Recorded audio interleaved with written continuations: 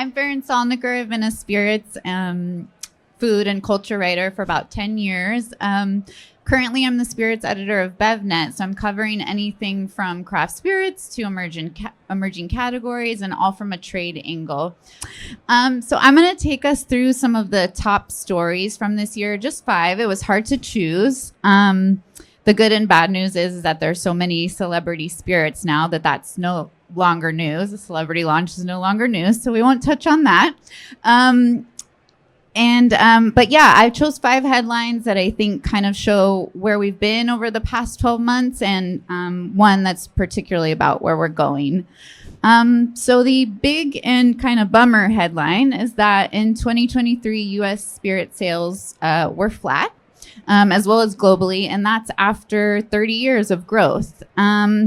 And there are a number of reasons. According to Bernstein analysts, the industry had the mother of all parties during COVID and is now suffering the mother of all hangovers.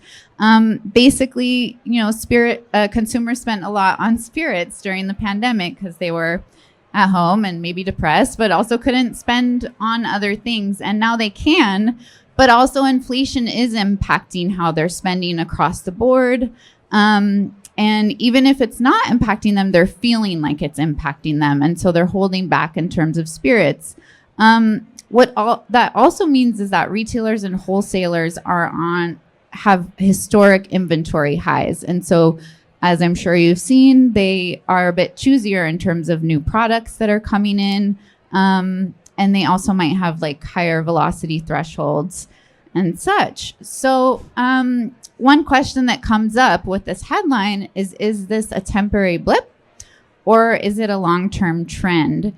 And most analysts agree that things should pick up by the end of the year for spirits, but we're just not going to see those really high numbers that we've seen over the past few years.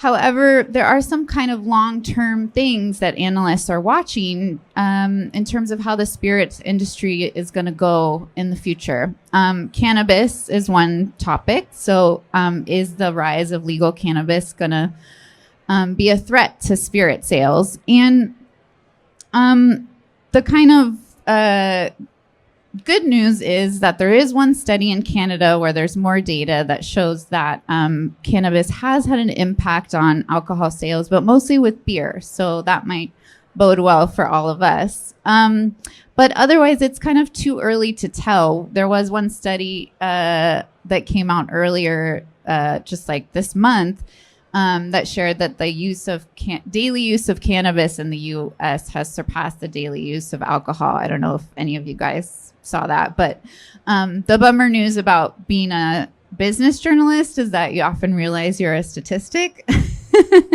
So anyway, the other trend that I'm sure you're all aware of is that younger people are drinking less. And so moderation is no longer a trend. It's actually an embedded theme in our industry.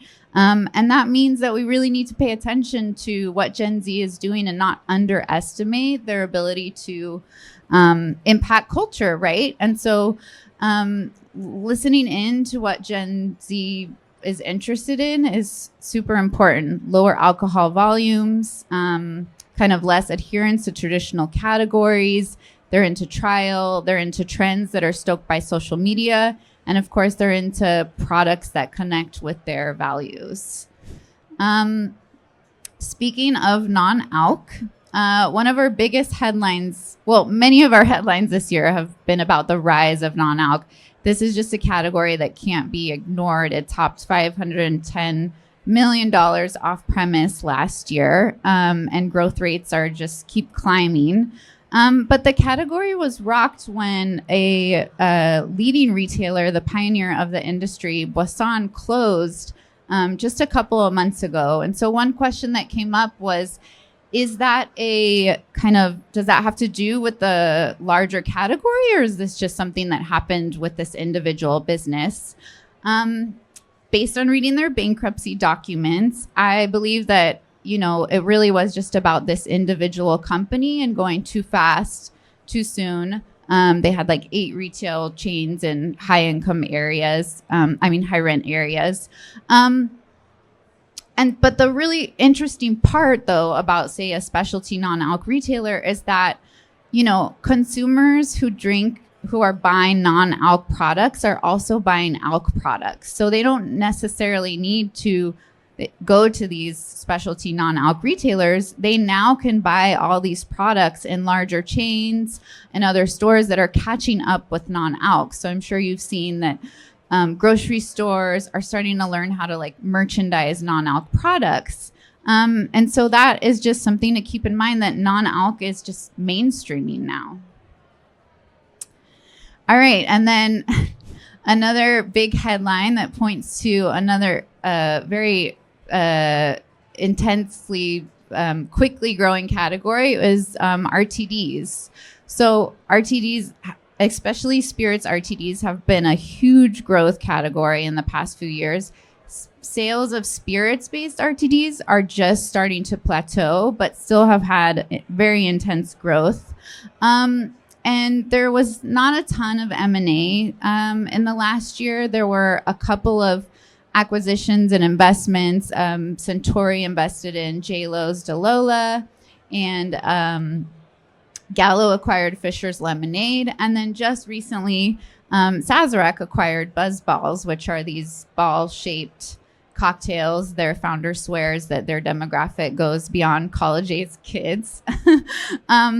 But I think I think Emily and Matt can touch a little bit more on what makes BuzzBallz special. But from my point of view, part of their success was that they were able to get into the spaces that you need to win right now if you're selling RTDs, which are convenience, and also, grocery, essentially places where spirits haven't been able to be sold. And BuzzBallz was able to do that because they offer their cocktails in wine, spirit, and malt bases. And so they were able to get into these states where you might not be able to, for example, sell spirits at a beer and wine location, for example.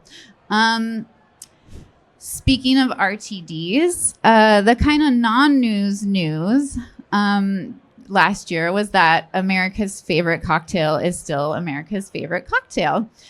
So the Margarita was number one. It retained a fifth of all cocktail sales on premise in the last quarter of 2023. And drinkers are continuing to shift towards agave-based drinks at the expense of vodka. So I had a fun time digging into why the Margarita is number one with the story last year. And it really comes down to, the availability of quality tequila. That's certainly fueling that. Also the flexibility of a margarita, the ability to make it a mezcalrita or some other kind of version. Also the ease. Bartenders told me that it's an easy drink to make, although we all know all margaritas aren't created equally. And all that is also fueling the rise of canned margaritas and other agave-based innovations. So just in the past few months, I've seen more margaritas come onto the shelves. I've seen more kind of agave seltzers. We're going to see a lot of weird variations of agave drinks in cans, and then probably some mezcal cocktails as well. All right. And that went by fast.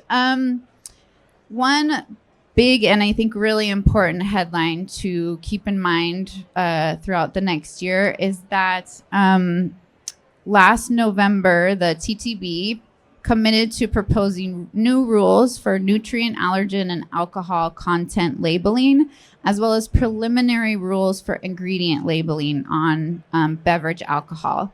So the timing should be within the next year. They held listening sessions in March, although that could change.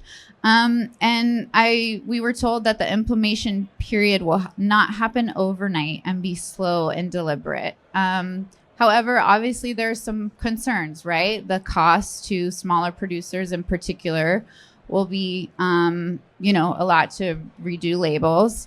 But from my view, one of the pros is that even if you look at the rise of additive-free tequila, that's a demand for more transparency. Obviously, you talk about wellness too. But, consumers are demanding more transparency. I see that a lot in studies. And so the more that you can kind of beat these labeling requirements and be transparent about what is in your product, the better you'll be positioned to deal with these kind of changes. So that is it for me in the top headlines. You can find more, learn more about what I do at BevNet.com. I'm covering spirits every day. And then I'm also doing a newsletter coming up once a week that's going to have kind of trends, interviews with people in the industry, some exclusive data, and then my favorite memes. So thank you guys.